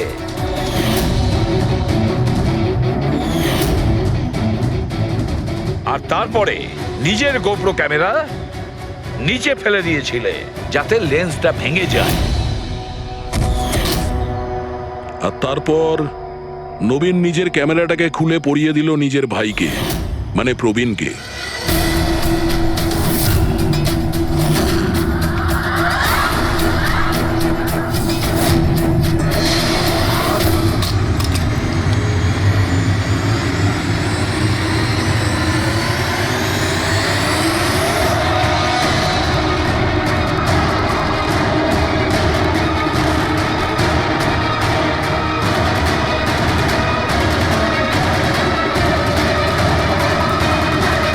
এই ক্যামেরা বদল করার সময় খুব একটা সময় ছিল না, তাই হতে পারে ওই টি শার্টে যখন কাগজটা লাগাচ্ছিল তখন সমস্ত ম্যাগনেটগুলো লাগায়নি, কিছু ম্যাগনেট নবীন নিজের পকেটে ভরে নিয়ে গেছিল।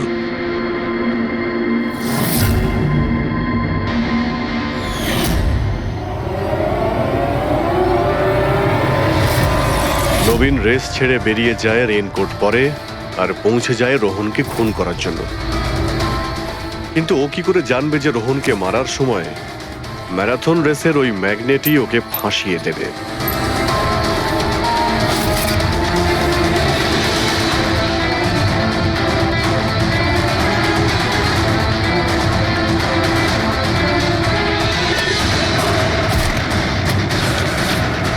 তারপর তুমি পুরো প্রমাণ নষ্ট করলে আর আবার এসে রেসে জয়েন করলে।